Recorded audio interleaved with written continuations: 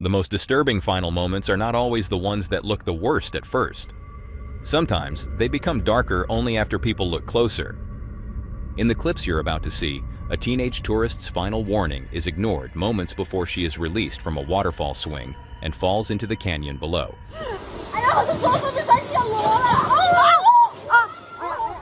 A driver films himself speeding down the M66 moments before crashing into a car carrying a pregnant mother and her children.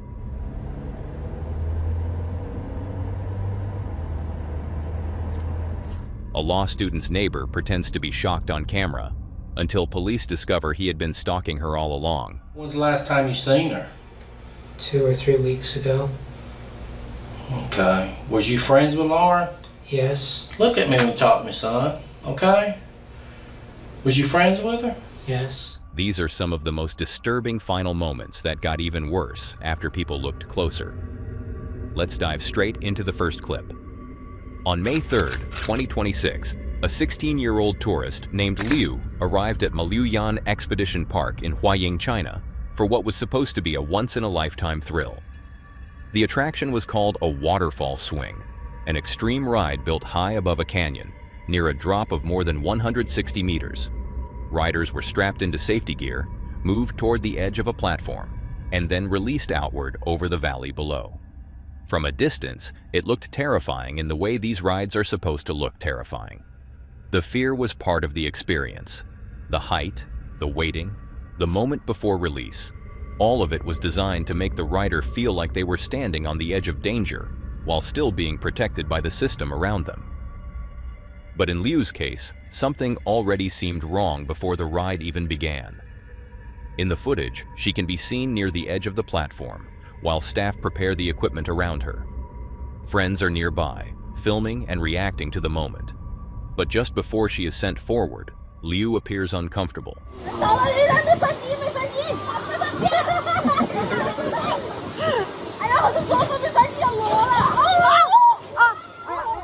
She can be heard warning that she was not tied tightly enough. But despite that warning, the ride continued. Liu was pushed forward from the platform, and for a brief moment, it looked like the swing was beginning the way it was supposed to, but almost immediately, the safety system failed to protect her. She dropped from the ride and fell into the canyon below.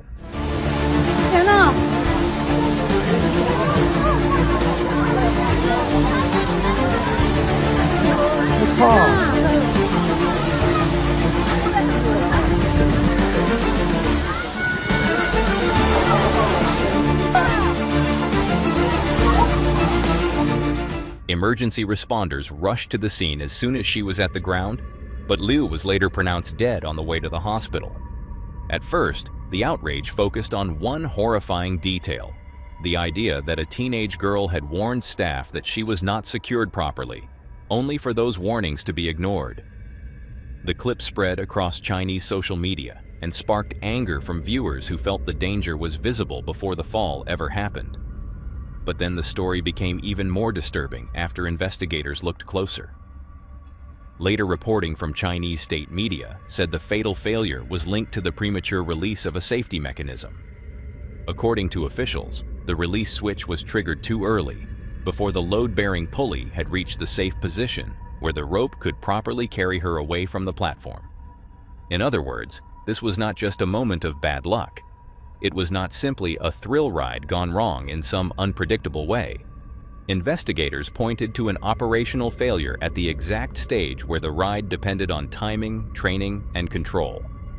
Authorities later said the company operating the attraction had not carried out required safety training for its workers. Reports also raised questions about whether this kind of waterfall swing even fit properly under existing safety standards, since it was closer to a high-risk adventure activity than a normal amusement ride. The park was shut down, the company was ordered to suspend operations, and people connected to the incident were placed under criminal investigation. But none of that could change what had already happened. What makes Liu's final moments so haunting is that the danger did not reveal itself only after the fall. It was there in the seconds before, in the hesitation, in the warning, in the way a young girl seemed to know that something was wrong before anyone else acted like it mattered. She stepped onto that platform expecting a controlled thrill. But the closer people looked at the footage, the clearer it became that this was not just an accident caught on camera. It was a warning that came seconds too early, and a response that came far too late. But the next case proves that sometimes the most disturbing part is not the moment itself. It's what people discovered afterward. This footage begins with a BMW speeding down the M66 motorway in Greater Manchester.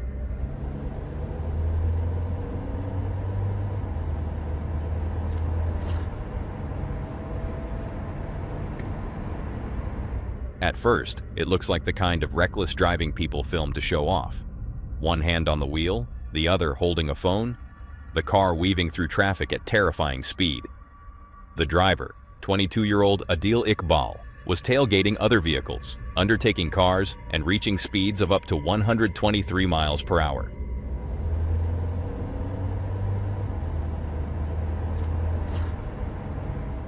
But the footage becomes far more disturbing when you realize what happened only moments later. On the hard shoulder ahead, 38-year-old Frankie Jules Howe had stopped after getting a tire puncture. Inside the car with her were her 2 young sons and her nephew. Frankie was also 17 weeks pregnant with her unborn daughter, Neve. She was not doing anything dangerous. She was not in the middle of traffic. She was simply stopped at the side of the motorway, dealing with an ordinary problem that thousands of drivers experience. Then Iqbal lost control. His BMW hit a barrier, spun across the motorway, and crashed into Frankie's Skoda at devastating speed. What had started as a reckless video recorded behind the wheel instantly became the evidence of a tragedy. Frankie suffered catastrophic brain injuries and never regained consciousness. 2 days later, she died in hospital. Her unborn daughter, Neve, died with her. Frankie's 9-year-old son and 4-year-old nephew were left in comas with serious brain injuries, while her youngest son survived with less severe injuries. And that is what makes this case so disturbing after people looked closer. The video was not just footage of speeding. It was footage of a driver treating the motorway like a place to perform, while a family on the hard shoulder had no idea that the danger was coming toward them. After the crash, Iqbal tried to suggest something may have been wrong with the car, but investigators found no mechanical fault. The problem was not hidden inside the BMW. The problem was the way he chose to drive it. He later admitted causing death by dangerous driving and causing serious injury by dangerous driving. At first, he was sentenced to 12 years in prison, but that sentence was later increased to 15 years after Frankie's family fought for a stronger punishment. But no sentence could undo what happened on that motorway. Frankie had pulled over because of a tire puncture. Her children were in the car. Her unborn daughter still had her whole life ahead of her. And only seconds before the crash, the man who caused it was filming himself speeding. The closer people looked at the footage, the worse it became, because it did not capture an accident waiting to happen. It captured the choices that made it happen. But the person he could have killed was also himself, just like this next driver in Rhode Island, who live-streamed himself speeding and weaving in and out of traffic before crashing into a garbage truck. Promise it's gonna be the fucking last one. I make a hit every track, every one I make, I say that I got one. Putting the X on the this shit actually still trying to find I put the D in her back, made a track about it, gave it the drum. The footage begins like something recorded for attention. A driver is filming himself behind the wheel on a highway in Providence, Rhode Island, pushing his car faster and faster while music plays and traffic moves around him. I want you to see her when I pull up. Yeah, little bitch. Yeah. Come and suck a nigga dick, little bitch. What? My groupie love went skyrocket. Extra condoms in my side pocket. She came to the show with her man. She left with the gang while he was outside watching. I put that hoe in the lamb. I'm cutting through lanes. She calling me psychotic. At first, it looks like reckless showing off. The kind of video someone posts because they think speed makes them look fearless. But the longer the clip continues, the worse it gets. Nigga look like a lick though. That's up with that pussy, a bitch though. They know I'm important, I ain't gotta holla. I tell my assistant to pick for me. They calling me Joe and my jeweler just made me some rings. I left for like 6. The driver was 20-year-old Onasi Olio Rojas. He was live streaming on Facebook while speeding down US Route 6, weaving between cars, cutting through traffic, and pushing the car to more than 100 miles per hour. They throwing that down and they run up them bands too. The grams moving, 20 on diamonds and dance on the hand. I can't do it, bitch. Little bitch. At one point, the speed climbed to around 115 miles per hour. And the disturbing part is that everyone else on that road had no idea they were being pulled into someone else's live stream. To the drivers around him, it was just another morning on the highway. They were not performing for a camera. They were not choosing to be part of a dangerous stunt. They were simply trying to get where they were going, while a car behind them was moving far too fast for anyone to react safely. Then, in seconds, the video turns from reckless to terrifying.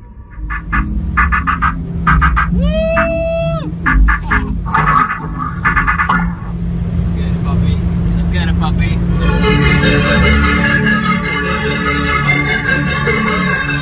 Olio Rojas lost control. His car strikes a truck entering the highway, then shoots across multiple lanes of traffic before slamming into a concrete barrier. The live stream ended at the moment the danger finally caught up to him. He was critically injured in the crash and had to be pulled from the wreckage. Somehow, the truck driver was not hurt, but the outcome could have been far worse, and that is what makes this footage so disturbing after people looked closer, because it was not just a crash caught on camera. It was a crash that was being built in real time. Every lane change, every burst of speed, every second he kept filming instead of slowing down became part of the evidence. Police later said he had been driving with a suspended license, so this was not just someone making one bad decision at the moment. He was already not supposed to be behind the wheel and still chose to turn a public highway into a place to show off. What makes the video even more chilling is how normal everything around him looks. Cars continue driving. People stay in their lanes. No one knows that a vehicle moving at more than 100 miles per hour is seconds away from losing control. He survived, but the footage remains disturbing because it captures something most crash videos do not. It does not only show the impact, it shows the choices that led there. And from there, we move to a case that only gets worse. On August 11th, 2022, 30-year-old Ashley Bocanegra crossed paths with two sisters, Antonetta Stevens and 17-year-old Janine Gonzalez, at an apartment complex in Georgia. At first, it looked like a confrontation fueled by jealousy and accusations. Antonetta believed Ashley had been involved with her fiancé, Daniel Gonzalez, and when the women encountered each other, the situation turned violent fast. After the attack, an employee at the apartment complex called 911 to report what had happened. Two girls fighting, and she's really bloody. I can see the blood from where I'm at. They're fighting on the street. At that point, it seemed like police were responding to an assault. Serious, but still a case where everyone believed the victim had survived and would be able to tell her side. She came to my house. She's been sleeping with my fiance. She works over there. She's his manager, and she keeps on forcing him to have sex with her after he'd been cut it off, or she's gonna fire him. And we ended up fighting right there because she approached my home. This is my home. She lives all the way over there. Okay, is everybody in the house right now? Oh, just me. I'm the only one that fought. Just me. The girl, she left. Is your sister involved? My sister? Yeah, is she? No, that's my sister-in-law. Is she involved? She was there. Are you two arguing? Or are you guys? No, we're not arguing. Okay, so let's go inside. The female that he's been sleeping with. Him? Yes, my fiance. I've been with for 5 years. Okay. We moved here together from up north. He works at Floor and Decor. He's been sleeping with his manager. And that's who is here? Yes. Okay. And I've been feeling it for some time now. Okay. Yesterday I'm walking to Quick Trip. I see them walking together. And you're a woman, you know our intuition. I know that's the girl. Mm-hmm. I seen her, we argued yesterday, he broke it up, it was fine. This morning now, she's calling, text him, saying that she's gonna be coming here. I waited for her. When officers arrived, Antonetta tried to shape the story before they understood the full picture. She presented herself and her fiancé as the ones who had been wronged, claiming Ashley had caused the conflict and trying to make the attack sound like something that had built up from betrayal and anger. But what officers did not yet know was that the assault had been recorded. Yeah.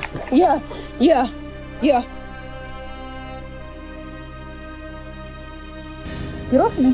Say hi to Daniel. Get off me. Wanna get up? Get off me. Get off my hair, I'm gonna you up. Let me go then. Get off me. Say hi to Daniel. Get off me. Say hi to Daniel. Get the f off You know he said I could come out here and you up, right? Okay, good. You know that, right? He's in the house with our son. Hey, wow. He said I could f you up. Yep, this is what we do. If I get mad and he knows I'm leaving, he feels sad. He says, why you f her up? That's what I'm doing. The video changed everything. It showed that this was not just a heated argument that got out of control. It showed Ashley being attacked in a way that was far more serious than the suspects first made it sound. Afterward, security footage captured Ashley struggling as she made her way back toward her apartment. She was still alive, but something was clearly wrong. Hours later, her condition worsened. She had trouble breathing, and her fiancé took her to the hospital. By the time Ashley arrived, doctors had to place her on a ventilator because she could no longer breathe on her own. Then the case took a devastating turn. Ashley died from her injuries. What had started as an assault investigation was now a homicide. So officers returned to Antonetta and Janine, this time not just to hear their side of the story, but to confront them with the fact that the woman they attacked was gone. I know, that was the girls that were walking. They went to Quick Trip. Hey, I'm Detective Carter with Gwinnett County Police. Are you your internet? Yes, hi. Hey, this is Detective Poppy or Sergeant Poppy. Hi, nice to meet you. We know that there was like an incident that happened earlier today. Has anyone called you about it since? No. Was somebody supposed to? Well, we just got another call about it. So I guess the girl went to the hospital and she died. She died? She's dead. So, but we know that there was like an altercation that happened beforehand. And that was mutual, and she came here. Yeah, we understand that. Yeah. So, but because of it, I wasn't going to kill anybody. Yeah, I'm not that person. I get it. Yeah. But because of that, we have to kind of talk to you guys and get a more formal statement. True. Okay. Wow. I'm so sorry about that. That was not my intention. I've been mentally going through a lot. I have bipolar depression, and I'm just going through a lot right now. And you know, I came here from up north with my fiance. That's him. Hey. I came here with my fiance. Okay. Yeah. So I came. Are you here, the sister? His sister. Okay. Sister. I came here with my fiance to start a new life, buy a house, everything like that, and I never expected him to basically cheat on me with someone at the workplace. You know what I'm saying? So we would like to get like a formal statement. So we're going to ask that you come up to our headquarters and talk to us. It's just right up the street. Okay. All right. I hear kids. Is there someone else here that can? There's someone here with them? Yeah. Okay. As police spoke with them again, the situation became even more disturbing. The weight of what had happened did not seem to fully land the way it should have. Instead of shock, remorse, or horror, investigators were met with reactions that made the case feel colder the longer it went on. Antonetta and Janine were taken to the police station and placed in separate rooms so detectives could speak to them individually. You know, they're arguing or whatever. So, my brother, him being a man, cheats. Like always, you know, he's feeling less than, he thinks it's okay to cheat, so, you know. He tells me who is he cheating with and stuff. Now, me and my stepsister, I mean, not my stepsister, my sister-in-law, we're very close, like, so close, like, you understand. Like, she's more of a sister to me than my brother's a brother to me, you know? Oh, okay. Yeah. Very so, close. like, we're very close. Yeah. So, once he told me, I was just like, ooh, I want to tell her. It's girl code. You have Yes, to. right? So, especially when, right after he told me what he was doing, he wanted to do it with her. So I was just like, I'm about to tell her. 2 days prior before this day, we were just chilling, she was working, and Daniel did something to her to make her upset. So we were talking or whatever, and I was just like, oh, I forgot to tell you. No, I didn't forget, but that's it, you know. So I was like, told her what happened. He explained, cheated or whatever. She was like, oh really? She's upset or whatever. I was like, don't tell him that for me, because he's gonna be mad at me. Right. Okay, so after that, he explained how the girl looked to me though. and you know, curly hair, Puerto Rican, skinny girl. So I was like, alright. So then I explained it to Antonetta. So the next day after that, we went to the store. Last night. We went to the store last night, and we were walking the Crip Trip. Crip Trip is right there, you know. I know, I saw y'all walking earlier. Yeah. I thought that was you guys. Okay, so we walked to Crip Trip. As we're walking to Crip Trip, the both of them are walking together from Crip Trip. So they're just now leaving, and we're just now coming. So Antonetta's like, is that Daniel walking? So now she runs to him like, who is this? So he's like, oh, it's my worker or whatever. Mind you, before we walked to Crip Trip, we asked him, when you go on your break, can you take us to the store? He said he couldn't leave on his break. So when we saw them walking, it was like, you just said you couldn't leave on your break, now you walking with her to the store? During the interrogation, Janine's attitude became one of the most chilling parts of the case. She did not react like someone who had just learned a woman had died. At points, she seemed casual, even amused, while discussing the events that led up to the attack. And that is what makes this case so disturbing after people looked closer. At first, it may have seemed like a violent fight over jealousy, but the footage, the statements, and the aftermath revealed something much darker. A victim who walked away from the scene already fatally injured, and two suspects who appeared more focused on justifying themselves than facing what they had done.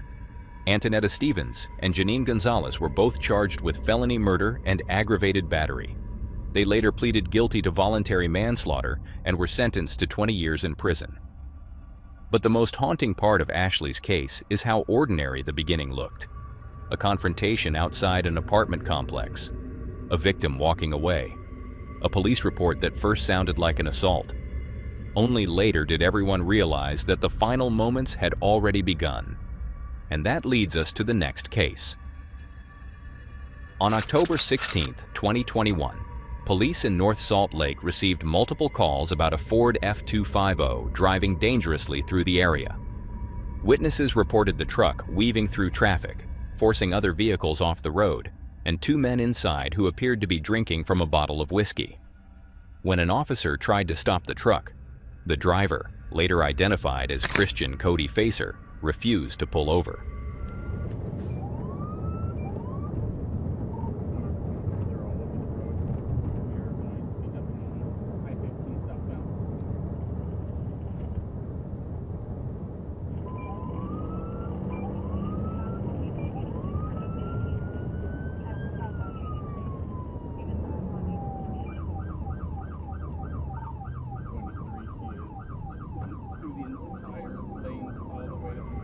What started as a reckless driving call quickly turned into a police pursuit through Salt Lake City. Facer ran stop signs, ignored traffic signals, and kept pushing through residential streets while officers followed behind him.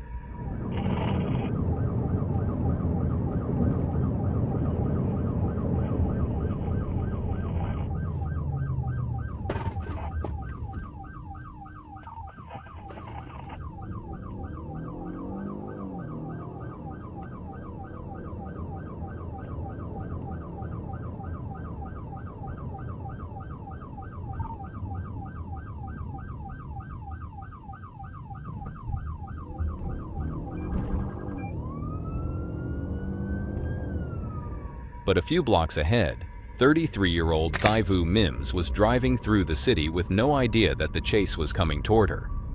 Thai was not involved in the pursuit. She was not the person running from police. She was not making a dangerous decision or trying to escape anything. She was simply on the road at the same time as someone else's choices were spiraling out of control. Initially, the dashcam looks like another dangerous pursuit, a driver refusing to stop, officers trying to keep up, and a truck moving too fast through public streets. But the real tragedy was waiting ahead at the intersection of 500 North and 1200 West. Facer ran through the intersection and slammed into Thai's Nissan Pathfinder. November 23rd, gone through a head-on collision. We are at 1200 West and about Ore Drive. The impact was devastating. Thai was killed at the scene. Her passenger, Deanna Martin, survived, but suffered life-changing injuries, including a traumatic brain injury and multiple fractures. Deanna's dog, who had been inside the vehicle, was also killed in the crash. In just seconds, a chase that had started with calls about a reckless driver became a tragedy for a woman who had nothing to do with any of it. But the details uncovered afterward made the case even worse. Investigators later determined that Facer's blood alcohol concentration was 0.354%, roughly 7 times the legal limit in Utah. This was not just a driver who panicked during a traffic stop. He had been drinking heavily, driving dangerously, and ignoring every chance to stop before someone innocent was pulled into the consequences. Vu Mims was a mother of 2, a wife, a community advocate, and the co-founder of Mims Bakery, a local business she had helped build with her family. Her life was not supposed to end in someone else's police chase. Years later, Facer pleaded guilty to charges including second-degree felony murder, failure to stop at the command of police, driving under the influence, and obstruction of justice. A judge ordered his prison sentences to run consecutively. But for Thai's family, no sentence could undo what happened that day. Her husband later spoke about how suddenly an ordinary Saturday turned into the moment that changed everything. One phone call, one intersection, one driver who never should have been behind the wheel.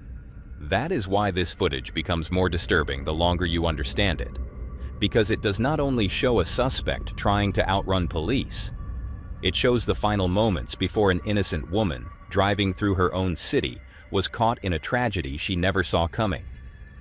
And that takes us to a moment where one detail changed everything. Get the dog off of it! On the ground! Get the dog off of it! On the ground! On July 4th, 2023 in Ohio, 23-year-old Jadarius was driving a semi-truck when an officer attempted to pull him over for something minor, a missing mud flap. But Jadarius did not immediately stop. According to the original report, he was scared. And in the years leading up to this moment, videos of traffic stops turning violent had made that fear feel very real. As more officers joined the pursuit, Jadarius called his mother. She told him that if he had done nothing wrong, he should pull over and everything would be fine. Forward, it's going to be because there's all, it's like county line. You'll see there's several units.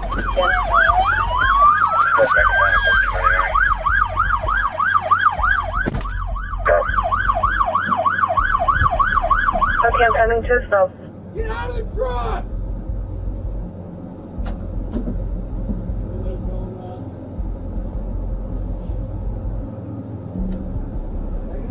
Jadarius was about to comply. But when he saw officers approaching with their guns drawn, his fear took over again. Instead of stepping out, he drove away, convinced that he was in danger. He even called 911 himself and told the dispatcher that he did not feel safe stopping. Eventually, realizing he could not outrun the number of officers behind him, Jadarius pulled over again.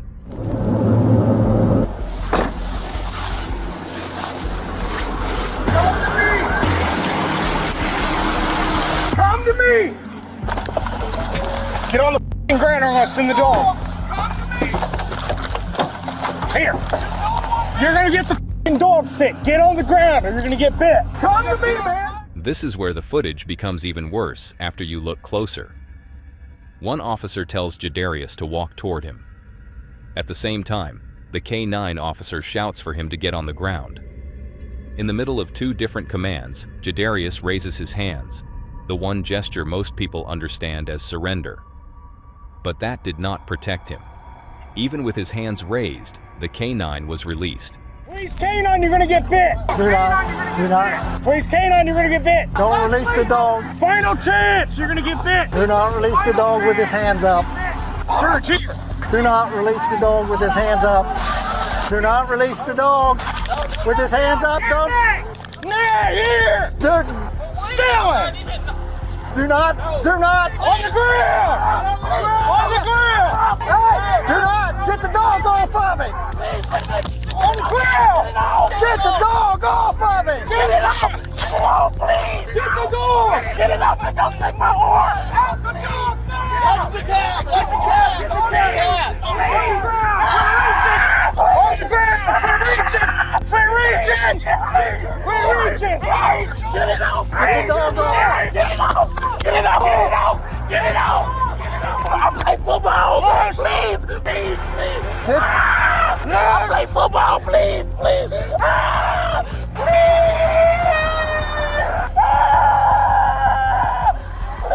Get it out.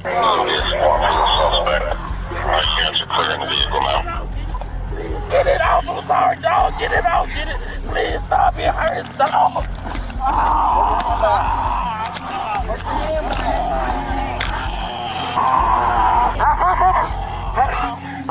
Get first aid. The dog latched onto him as Jadarius screamed in pain, confused, terrified, and still trying to understand what he was supposed to do.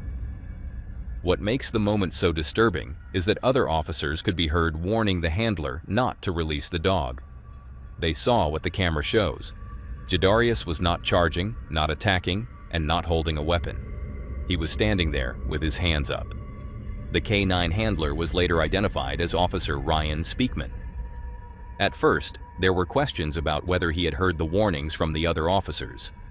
But regardless of that, the decision to release the dog became the center of the investigation, because Jadarius did not appear to pose an immediate threat at the moment the K9 was sent forward. The incident also created visible tension between the officers at the scene. I don't know why they seem like pissed off at him. I don't know. He didn't comply. I gave him 3 commands. I told him final warning. If you don't get on the ground, you're gonna get the dog. Was I not loud enough? You said it 3 or 4 moments. That's why they seem mad at me for it. He wasn't complying. I mean, am I wrong? No. I don't need it wrapped up right now.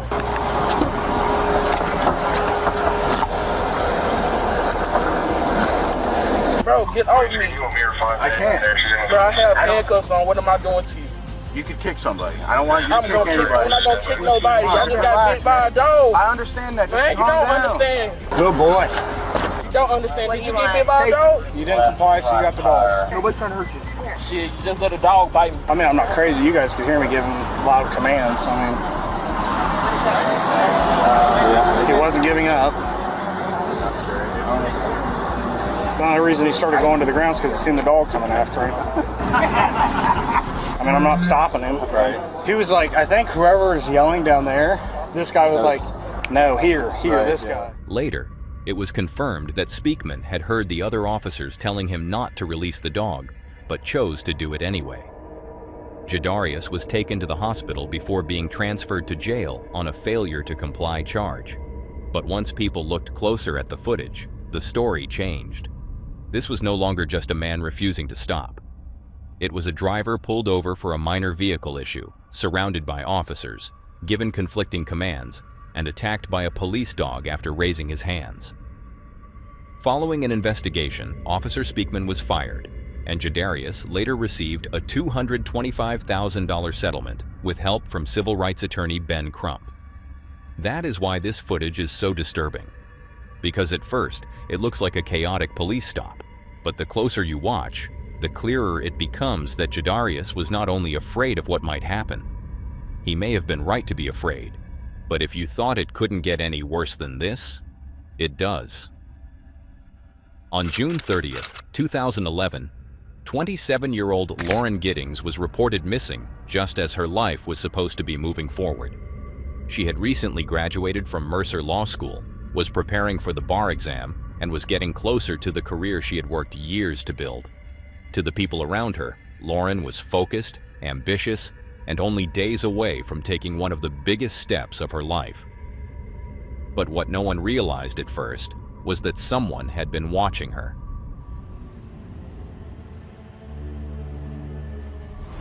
Lauren had told family and friends not to worry if they did not hear from her for a few days while she studied, so when she first stopped responding, it did not immediately feel like an emergency.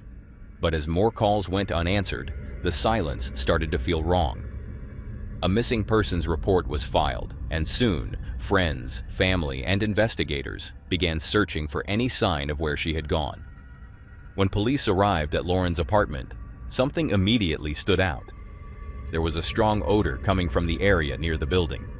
Investigators searched the dumpsters outside, and what they found turned the case from a missing person investigation into something far more horrifying. Lauren's remains were discovered inside trash bags near the apartment complex. Inside her home, investigators would later find evidence suggesting the crime had been violent, deliberate, and carefully hidden. But at that moment, the biggest question was not only what had happened to Lauren, it was who had been close enough to do it. As the case started receiving media attention, reporters gathered near the apartment complex and began speaking to people who knew her. And that is when one man suddenly placed himself directly in front of the cameras. Person that was living there? Yeah, Lauren was my neighbor. We're just trying to find out where she is at this point. I mean, no one has seen her since Saturday. I mean, the last time anyone heard from her was an email that she sent out, and no one's heard from her since. Did you see her hang out with anyone at the time, anything like that? I mean, no one has seen her since Saturday. I haven't seen anything. I mean, you always hear noise outside, but it's just people walking by pretty much. One of her friends had a key. We went inside and tried to see if there was anything amiss, but I mean, she had a door jamb that was sitting right by it, so there was no sign that anyone broke in. I mean, the door was locked when everyone got here. I mean, we just don't know where she is. What about in the parking lot area? I know they've been doing a lot of, I think that's where they have recovered the body or whatever they recovered from there. Body? Had you seen anything there? Had you seen anything there? I mean, we don't know if this is the same person. You know what I mean? Like, they took out a body there earlier. We don't know if it's the same person or not. So that's how we're trying to ask people if they know who lived there. Are you okay, sir? I think I need to sit down. Okay.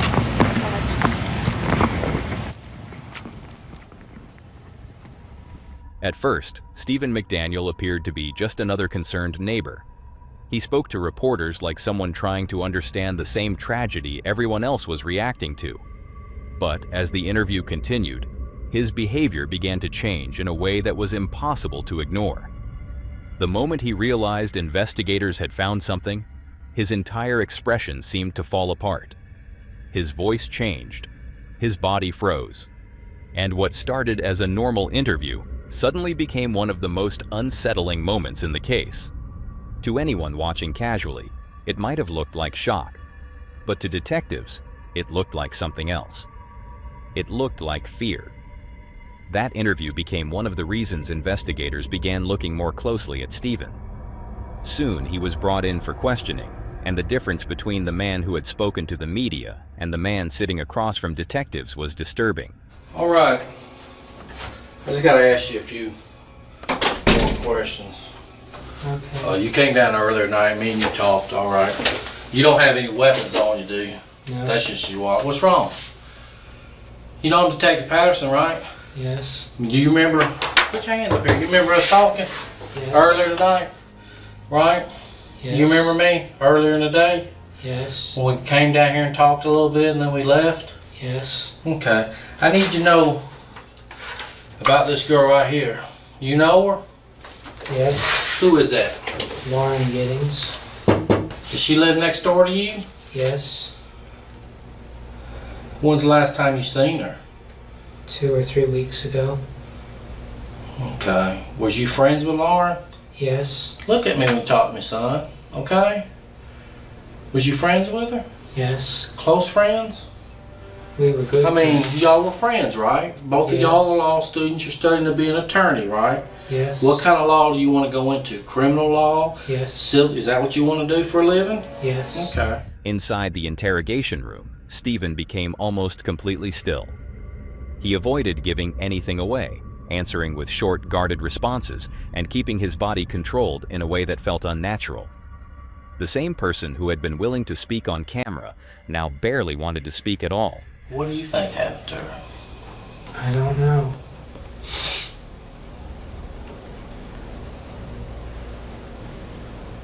Do you even care that no one can find her? Yes. I mean, I don't know, do you? Yes.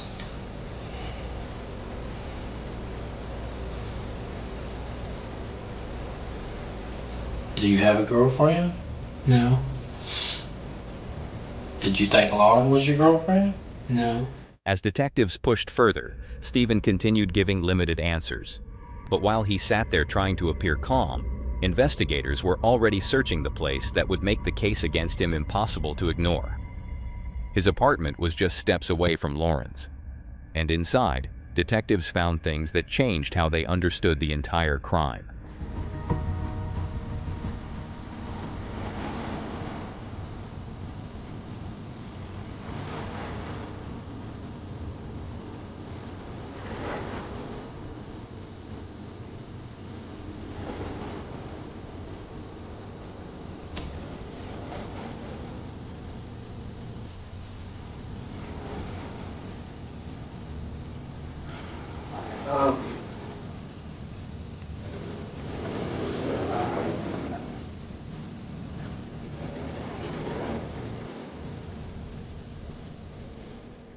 Among the items recovered were tools, suspicious materials, and evidence that connected Stephen directly to Lauren.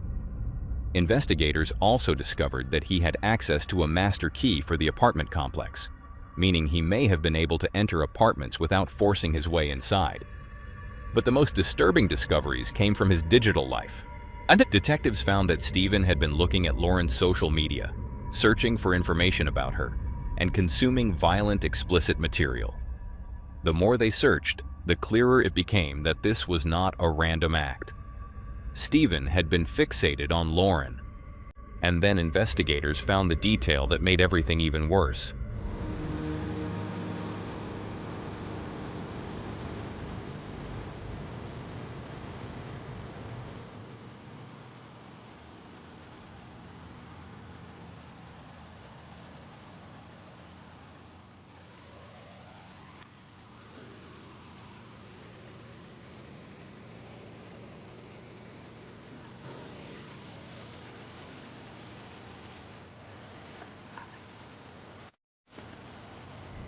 Stephen had secretly recorded videos of Lauren. That changed the entire story. This was no longer just a neighbor acting strangely after a murder. It was a man who had been watching her long before anyone knew she was in danger. Stephen McDaniel was eventually charged with first-degree murder and later took a plea deal to avoid the death penalty. He was sentenced to life in prison without the possibility of parole. But the moment that still haunts this case is not only what he did. It is the way he stood in front of a camera afterward, pretending to be an innocent neighbor, not realizing that the closer people looked, the more his own reaction would expose him. That's all for today, folks. If you like to see more of this creepy content, click on the video on screen.